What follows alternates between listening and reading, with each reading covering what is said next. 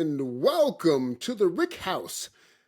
My name is Cyrus Farmer, and you are watching and listening to the Stomp the Tee podcast.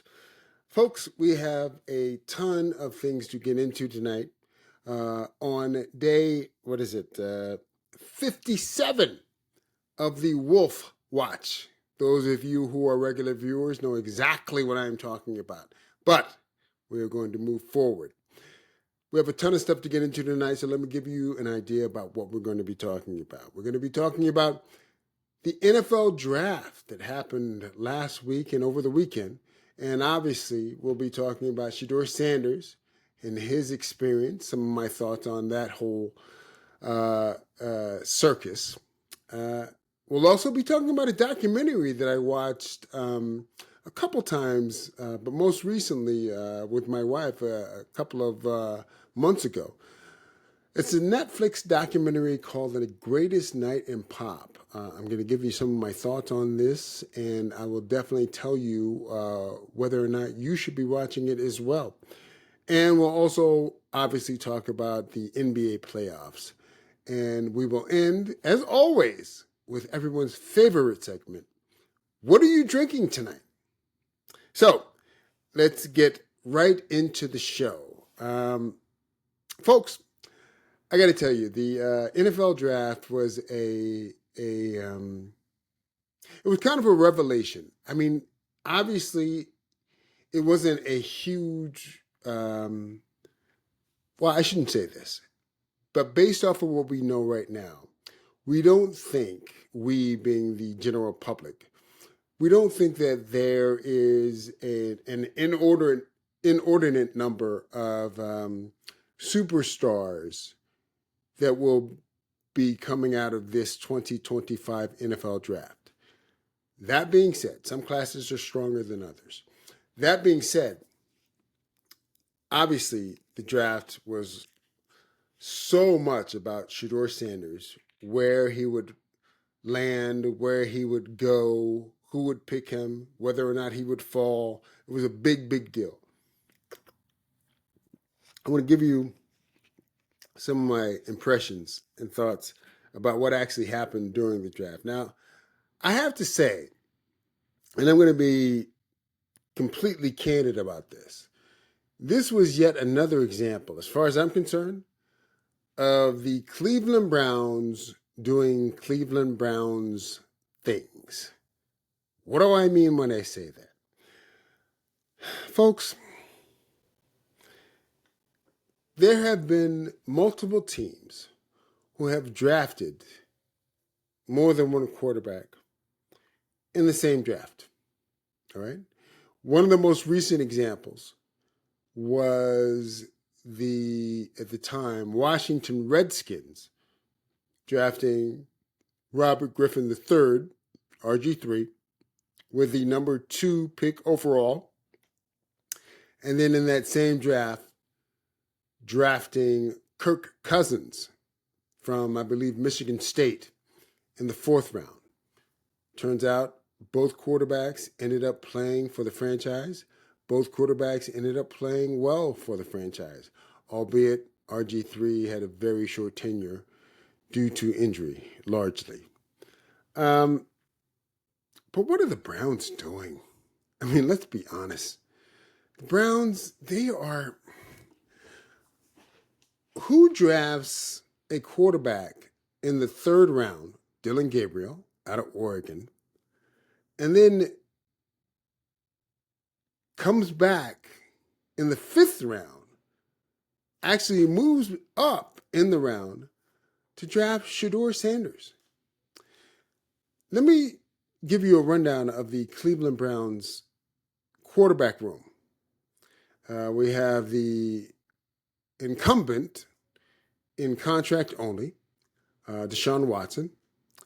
We have the grizzled veteran who makes his return to Cleveland, Joe Flacco. We have the Carson Wentz of the quarterback room, the 1st round draft pick, not number 2 overall, but the 1st round draft pick who did not fulfill his promise in a couple of different locations being acquired by the Browns, and that is Kenny Pickett. We have the third round draft pick, Dylan Gabriel from Oregon, the aforementioned. And obviously, the fifth round draft pick out of the University of Colorado, Shedeur Sanders. That's 5, folks. 5 quarterbacks in the quarterback room for the Cleveland Browns. What are they thinking? How on earth are you going to evaluate Shedeur Sanders? How on earth are you going to evaluate Dylan Gabriel?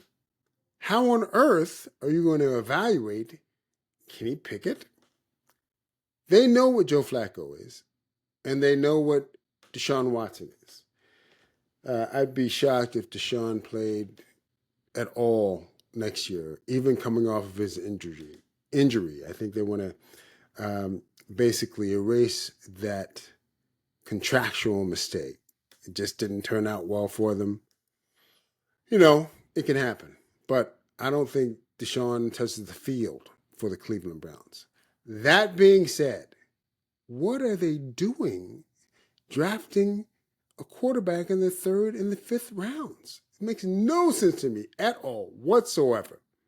Anyway, let's get into my thoughts on Shedeur. Folks, in my opinion, Shedeur falling painfully to the fifth round of the 2025 NFL Draft is probably the best thing that could have ever happened to him. Why do I say that? Because at the end of the day, you're either going to prove your worth or you're not going to prove your worth.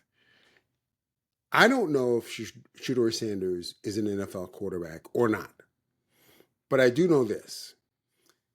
Was it annoying to him to slide as far as he did? I'm sure it was. Was it embarrassing to Shedeur to slide as far as she did in the draft in 2025? Without question. But this provides Shedeur all the motivation that he could possibly ask for to go ahead and prove any doubters that he has in the media, among NFL fans, among teammates, among draft gurus, wrong. If he can play at all. Who knows if he can play? I don't know if Shedeur can play or not in the NFL level. But I do know this. He has all the motivation anyone could ever ask for to either succeed or fail based on his own ability in the NFL. He certainly does not have to look for motivation anywhere other than the 2025 draft. People were telling you being Shedeur, that they don't believe in you. So he's either going to show up or he's not. So I think this is the best thing that actually could have happened to Shedeur. So there's that. Now look, I have to say, there are some people who have said that being drafted in the fifth round actually takes some of the pressure off Shedeur. Now he can just go out and play. That is so untrue. I can't even tell you how untrue that is. All you need to know about Shedeur Sanders is the NFL draft in 2025 was one of the most watched drafts in history, especially day 3. I think day 3 set a record for number of viewers in the history of the draft being televised. And Shedeur happens to have one of the top selling jerseys of all NFL draft picks in 2025. I think he's either first, third, or second, or fourth, depending on which day you look up the stats. That tells you there's a tremendous amount of interest, pro and con, about Shedeur Sanders, whether he succeeds or whether he fails. So this is just beginning. Shedeur Sanders isn't going anywhere as far as interest level is concerned among the fan base of the NFL, among the fan base of the Cleveland Browns, and most importantly, among the media members who cover the NFL. Shedeur Sanders is going to be a story for as long as he is in the NFL, for better or for worse. So he has a tremendous opportunity here, in my opinion, to actually prove the doubters wrong if he can play. And I can't tell you whether he can play the NFL level or not. I'm not a big watcher of college football. If I were to give you my honest opinion, I think he's probably an NFL quarterback, a marginal NFL quarterback who may have won maybe two Pro Bowl seasons in his career if he stays in the league 12 years. That's who I think he is. But who knows? I could be wrong. Now, look, the fact that there are fans and media members who took so much glee in watching Shedeur fall in the draft tells you that this story isn't over. Equally important, there are so many members of the media and NFL fans who can't wait to tell you, who are supporters of Shedeur Sanders and his ability. They can't wait to tell you, I told you so. I told you he could play. So this Shedeur Sanders, the draft is not the ending of our focus on Shedeur Sanders. It is only the beginning. He is going to be a focus on the NFL for as long as he is in the NFL, whether that lasts 3 weeks or 15 years. He's going to be a focus. He just is. I had to say,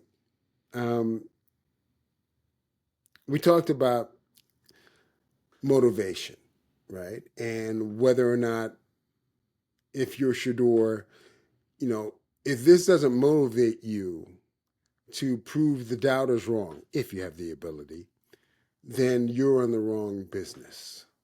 I mean, it's as simple as that. I mean, think about it. Think about some of the players who were in similar positions to him being Shedeur Sanders, but not nearly in the same place. One of the first people that come to mind to me is Donovan McNabb. Donovan McNabb was taken second overall in the NFL draft and was booed. I believe it was at Radio City Music Hall at the time. That's where they used to hold the draft. By Philadelphia Eagle fans, allegedly because they wanted Ricky Williams, but they booed the man nonetheless. And he went on to have a tremendous career. It was never enough for Philadelphia, which is fine. Philadelphia is a tough town. But he went on to have a tremendous career by anybody's definition without becoming a Super Bowl champion. You look at how much motivation Aaron Rodgers took out of going late in the first round of his draft. Same thing for Lamar Jackson. By all accounts, they both took tremendous offense at not being picked earlier and having to wait to the end of the first round to be picked. And all they did was use that motivation to become multiple NFL MVPs in multiple seasons. And also to take their teams. Obviously, Aaron Rodgers won a Super Bowl. Lamar has never gotten to a Super Bowl, but he has gotten to an AFC Championship game. Uh, Look, Shedeur has it all right in front of him. All he has to do is play ball.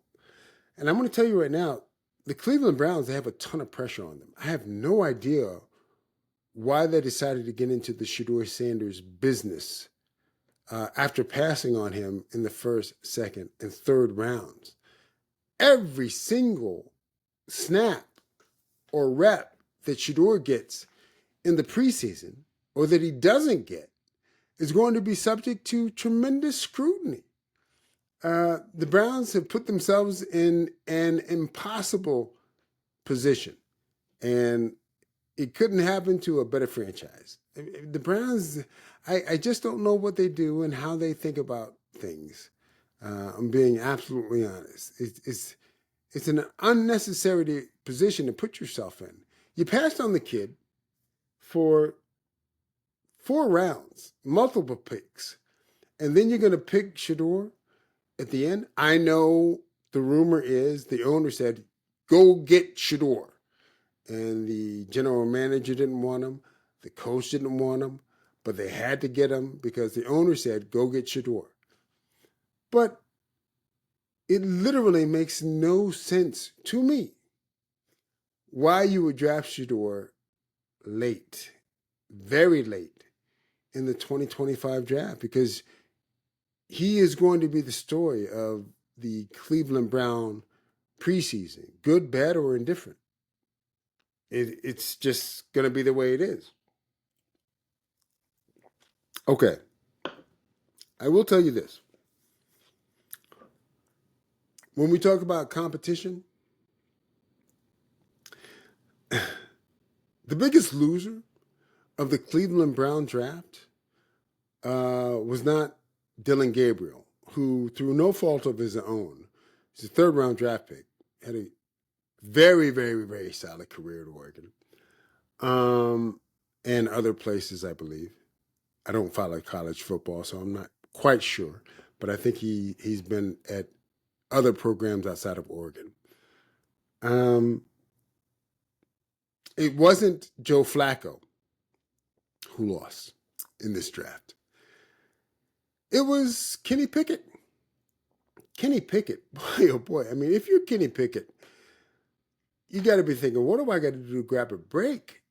Kenny Pickett asked for, AKA demands a trade from Pittsburgh, who, after Pittsburgh acquires Russell Wilson last year in the offseason. And I wasn't in the room. I have no idea. I don't know. But my suspicion is that Pittsburgh, Mike Tomlin, their GM, I forget his name, but whoever that is, when Kenny Pickett said, you have to trade me after the Steelers acquired Russell Wilson, the Steelers probably said, oh, Kenny, that's no problem.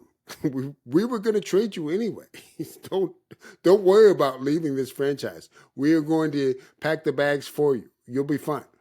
So he comes to Philadelphia, sits behind Jalen Hurts for a year, plays a little bit at the end of the year when Jalen is resting and recovering, and wins the Super Bowl ring by being on the roster, obviously. And then the Eagles trade him to Cleveland. And if you're Kenny Pickett, you think I'm gonna get a fresh start. I got a chance to start here. It's me and Joe Flacco. We'll go head to head. I'm not worried about Deshaun Watson. And then he gets Kirk Cousins, and the Browns draft not only Dylan Gabriel, but Shedeur Sanders. How on earth is Kenny Pickett ever going to get a chance to make this roster? Now, you know, them's the breaks, as they say. You know, it's not the end of the world, but you know, I got to feel a little bad for Kenny Pickett. It's a little rough if you're Kenny, but that's why you always should compete, not only in football but in life. Never run from competition. Always compete, because competition tells you not only things about the situation you're in, but you learn things about yourself. That's what competition does. it's an incredible educator because you know where you are. You learn where you are and what your abilities are. And sometimes we all have an inflated sense of who we are.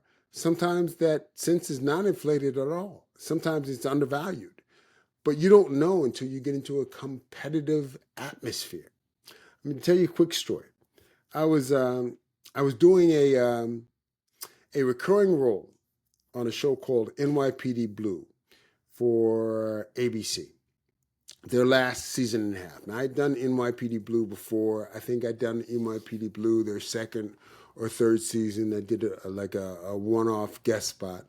But near the end of their run, I booked this gig playing a character that was going to run an unspecified amount of episodes during their last season and a half. So I go into the role full of confidence, and I am very comfortable with the character. He's a bad guy, but that's my bailiwick. Long story short, I get into a scene with the wonderful, the incredibly talented Dennis Franz. Now, Dennis, folks, if you don't know, is from Chicago. Great guy. My wife happens to be from Chicago, so I have an affinity for any Chicagoan. But great guy, tremendous actor. And we're doing a scene together, and he is doing nothing in the scene but his job. He's bringing his, I don't know how many Emmys Dennis Franz won, probably 3, 4, 5, who knows.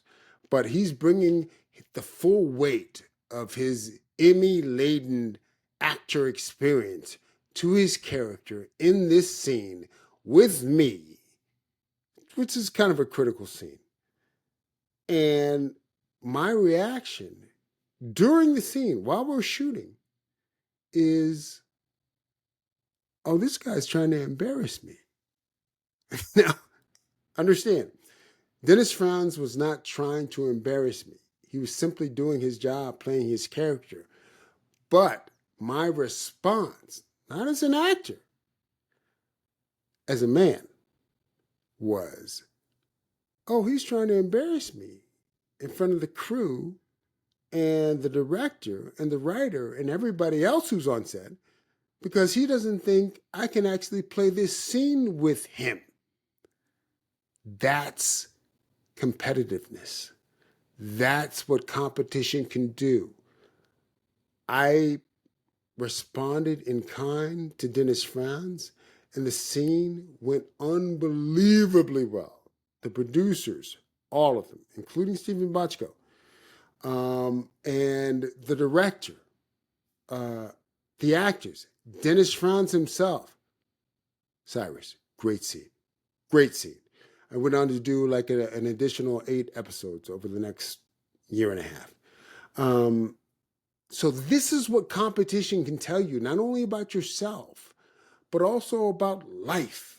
So never run from competition. Always compete. Compete. Whether you win, lose, or draw, you'll learn something. Compete. That's for you, Kenny Pickett. All right. So I would be remiss at this point if I didn't remind you all to like, subscribe, tell all your friends, and no, forget it. Tell all your friends and all your enemies about your true enjoyment of the Stomp the Tee podcast. We are here for you. We do this for you. And I'm telling you, folks, you won't find content like this anywhere else on the internet. So, do not forget to spread the word. We are here, and we are actually going to be here week in, week out, every single week. All right. So, that being said, I do want to jump into this Netflix documentary that I've watched a couple times. And I have to tell you, folks, I thought it was tremendous. It's called The Greatest Night in Pop. and it is about it's Netflix documentary about the making of We Are the World, which was a record back in 1985, made for USA for Africa. It was a benefit record for famine relief in Africa.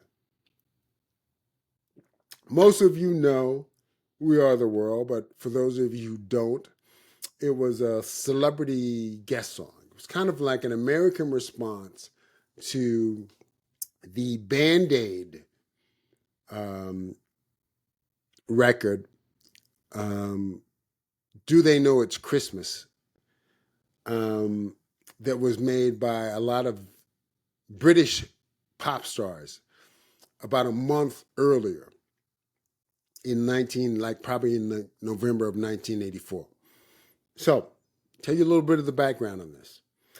Harry Belafonte of Day-O fame, Day-O, Day-O. That Harry Belafonte, actor extraordinaire, director, musician,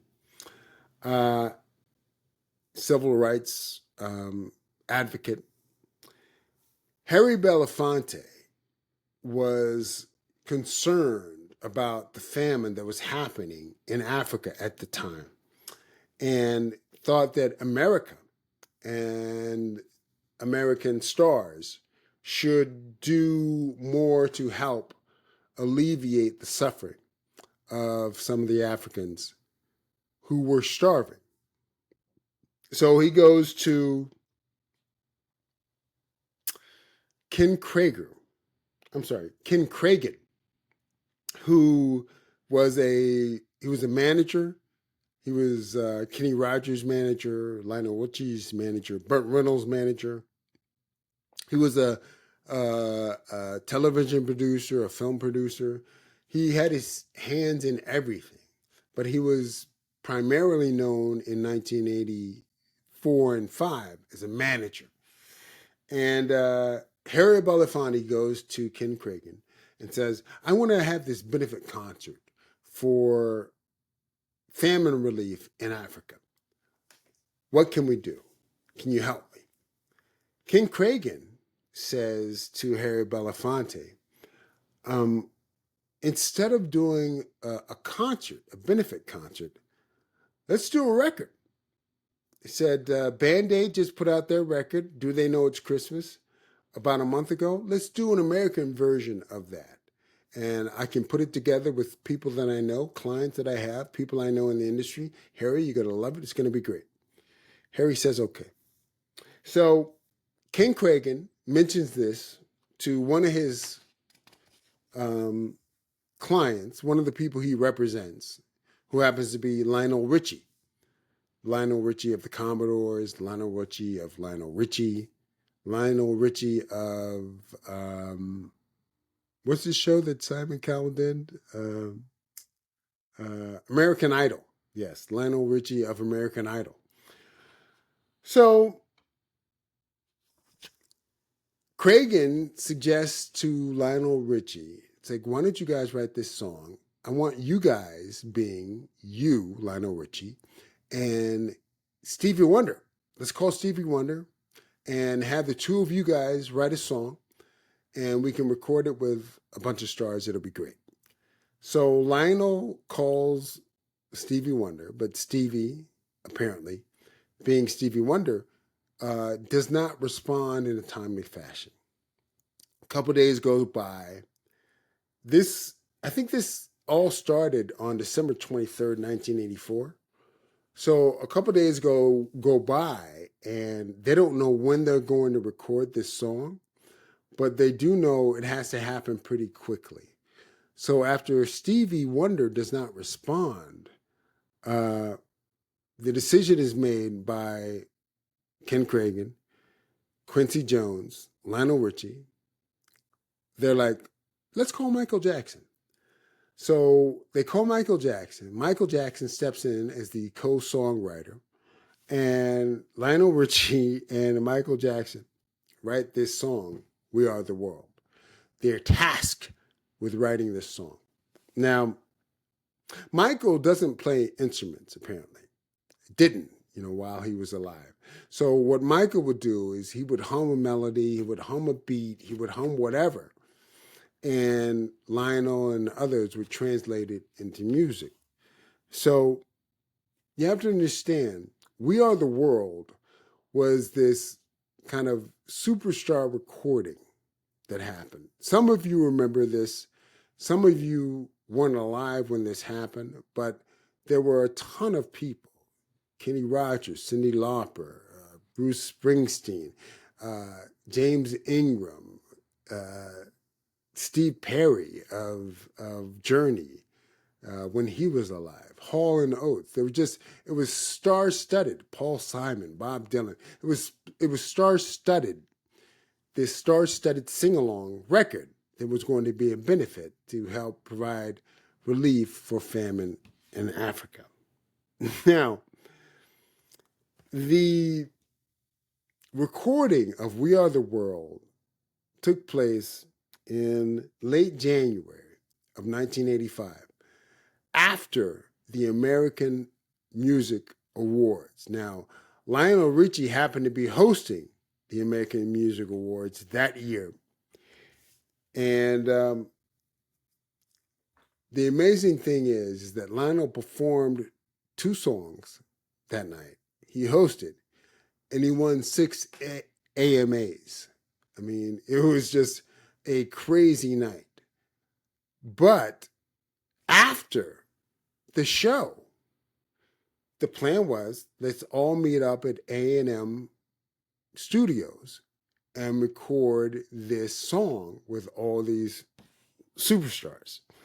Now, Lionel Richie and Michael Jackson, they finished writing the song only 8 days before they recorded it. And it was 5 days before they recorded it that they actually recorded the demo. A demo is when you do kind of it's like a musical line reading version of a song, so that you can hear it, and whoever is going to sing the song can hear what the intention is, how it's supposed to be sung, and kind of put their own spin on it. So the amazing thing is that most of the artists who were at the recording of We Are the World were at the American Music Awards that night, watching Lionel Richie. Some were up for awards, some won awards, some didn't. But Michael Jackson, who was up for several awards that night, was at the A&M Studios laying down tracks for the single, which is crazy. The footage of Michael Jackson at the studio by himself with Quincy Jones and others is tremendous. Michael Jackson was a truly great, great, great artist. And it comes across completely in this The Greatest Night in Pop documentary by Netflix. It's awesome. Now, Dionne Warwick, who was also on the record, she flew in from Las Vegas the day of the recording. Stevie Wonder happened to be in Philadelphia the day of the recording, flew in from Philadelphia. Bruce Springsteen, who was also obviously on the record, flew in from Buffalo, New York. He had just finished a multi-city Born in the USA tour and was exhausted beyond belief, but got on a plane and said, I'll be there.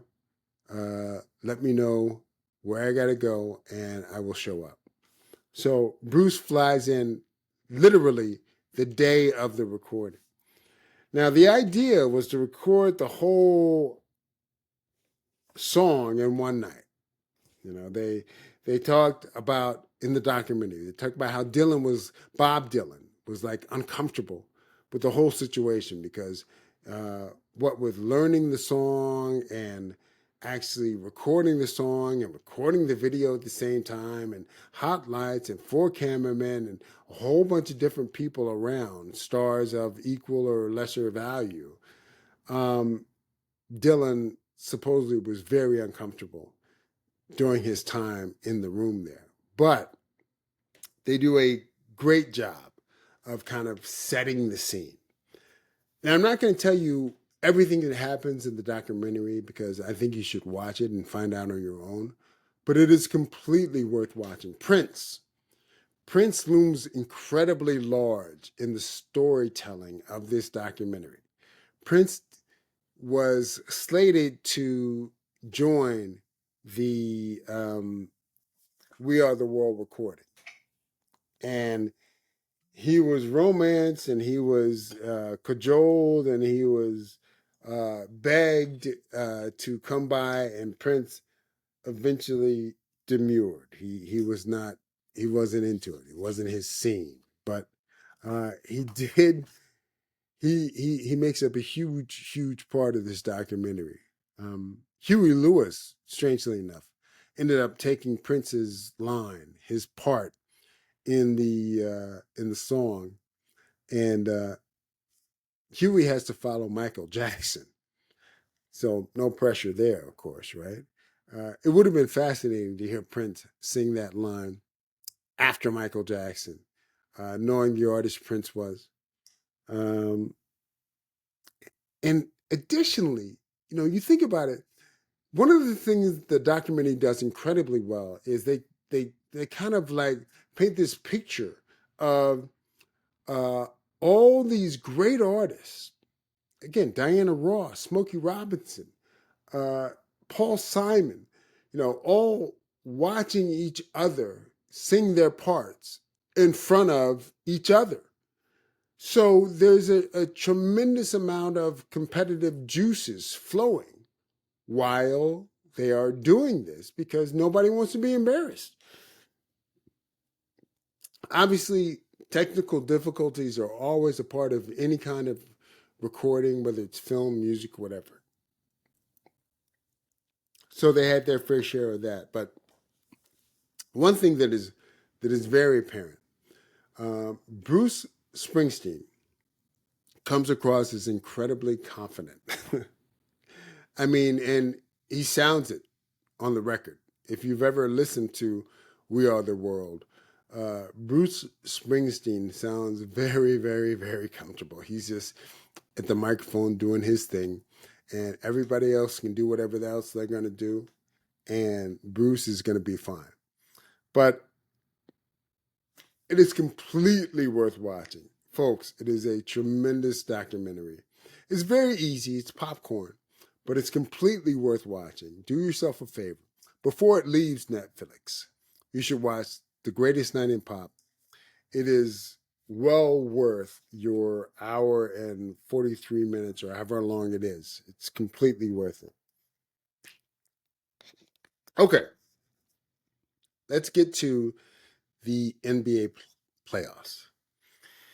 Now, first and foremost, I want to congratulate the Oklahoma City Thunder, the Boston Celtics, the Indiana Pacers, the Cleveland Cavaliers, the Minnesota Timberwolves, and, as of tonight, the New York Knicks for advancing in the playoffs. Now, we'll get to the Knicks in a little bit, but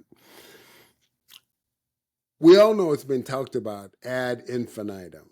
But what Halliburton's father did last night, we're recording this on, what is it? Today is Thursday night.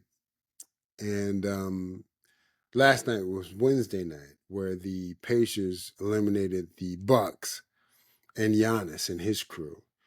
What I think it's Tyrese Halliburton, what his father did was inexcusable. I mean, you don't get in the face of a player like Giannis, um, and essentially, razz him about losing not only a heartbreaking playoff game. They were up with, I think, by 6 points in overtime, 7 points in overtime, with under a minute to go in the game, I believe. So that's a devastating playoff game loss. But it's doubly devastating that it's a series loss. So the last thing you need to do if you're Halliburton's father is taunt the best player on the other team, who is Giannis, obviously. And Giannis did everything he was supposed to do. He had 30 plus points. He's trying, but couldn't get his team over the finish line, across the finish line. Now look, if you're Halliburton's father, you're not going to be banned from the arena. You're just not. You're the father of the best player on the team, and if he wants you, him being Halliburton, wants his father at the game, his father's going to be at the games. Now, should he be sitting on the floor? No. If you're the Bucks, you can say, look, you can't sit on the floor anymore. You have to sit in the suite. But he's going to the games. Forget about this whole comparison. If it was you, if it was me, we'd be banned for life. Yeah, but we're not the kid's father. All right? Membership has its privileges, the old American Express slogan. So he's not going to get banned. And he, honestly, to be honest, he's the father of the best player on that team. He's not going to get banned. I mean, he's not. But you can, if you're the Indiana Pacers, take him off the floor. You can take him off the floor seats and say you have to watch your son from the box or from a suite. That's not the end of the world. I have to say, boy, oh boy. Look, Minnesota Timberwolves, be careful. I said this on the run to the Philadelphia Eagles Super Bowl championship, and I'm saying it again now. The Minnesota Timberwolves, folks, be careful. Timberwolves could win it all. They just took out LeBron and Luka. They're probably going to face Steph Curry in the next round, although they may face the Rockets. I'm rooting hard for the Rockets. But be careful. This Minnesota Timberwolves team has made steady progress over the last few years, few being the last 2 to 3 years, and have taken out big-time players and teams along the way. They're developing. You're watching Anthony Edwards develop before our eyes. And I think, is he Michael Jordan? Too early to say. Let's be fair. But we might be watching Michael Jordan in Anthony Edwards. And if that's the case, be careful. The Minnesota Timberwolves could win it all. Not just the West. They could go to the NBA Finals and win it all. So I'm just warning everyone. Be careful. Rooting for Minnesota. Rooting for you guys. All right. So I have to say, as far as the Lakers are concerned, disappointing loss. Let's be fair. I think Luka Doncic has to get in better shape. Do you remember how LeBron early in his career, his first few years at Cleveland, I don't know how long he played for Cleveland the first go around. I think he played 7 years, but I'm not positive about that. I have to look that up. But remember how LeBron was a little pudgy? He wasn't pudgy. He wasn't fat, but he wasn't the LeBron that we know that played in Miami and other stops afterwards.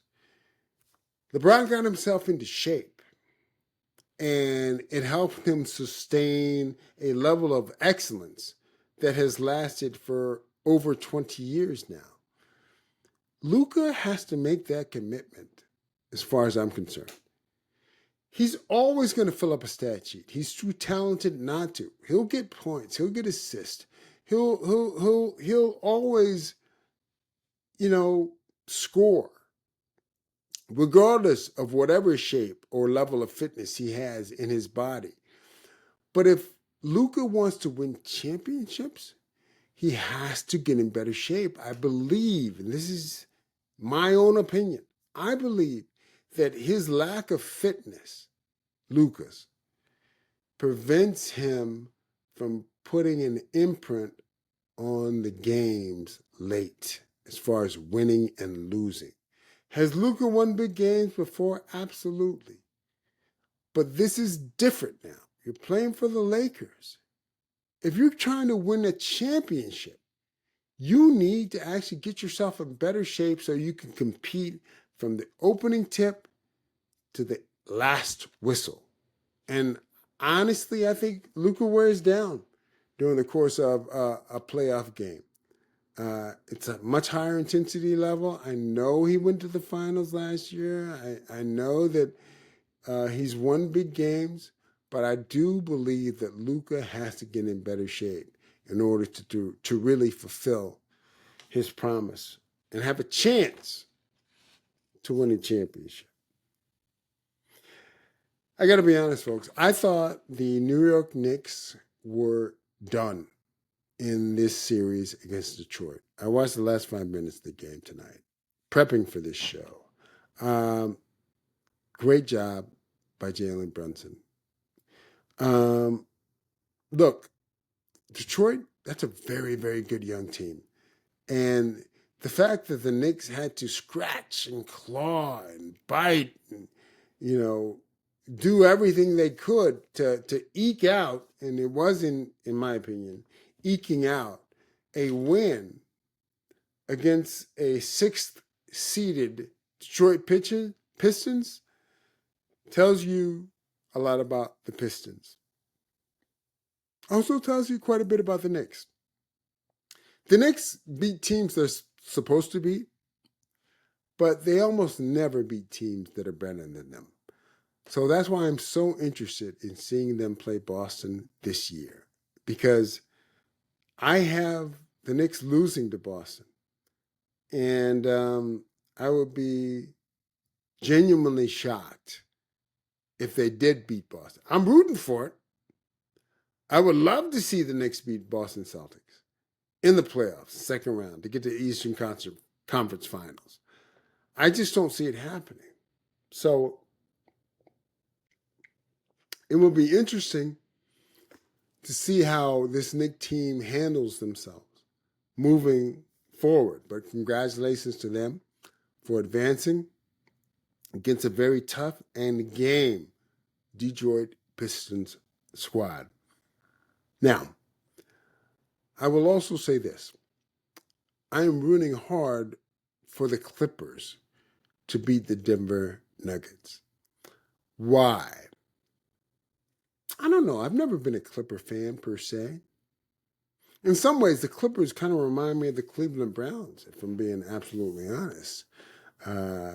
Bumbling decision after bumbling decision, personnel-wise, whatever. Coaching, whatever. Front office, whatever. But it is interesting to see Kawhi and Harden together. And even though you can never count on James Harden, especially in the playoffs, it's interesting to see Kawhi being healthy. And I think the problem for the Clippers, and I'm not watching the game right now. I have no idea where they're at. But the problem for the Clippers is that you're always a, Djokovic or Murray explosion away from losing the game. Game 5 is a perfect example of that. But I am rooting for the Clippers. Let's see how they do. I think it'll be a fun watch, and I'm rooting for them. But if Denver gets through, it should be a tremendous matchup in the second round. Now, I will tell you this. We are at the point in the show where I get to ask you a question, and it's one of the favorite questions that I get to ask you every single week. What are you drinking tonight? Well, I can tell you what I'm drinking. I am drinking the Templeton Rye Barrel Proof Bourbon. This is from 2023. I'm sorry, Barrel Strength Bourbon. I'm going to put this up to the camera so you can see the Barrel Strength Bourbon. Folks, let me give you a little bit of information about this product, and I'll give you my opinion on it as well. It is produced by Templeton Rye Spirits, distilled by MGP. Yes, MGP out of Indiana, the multi-conglomerate,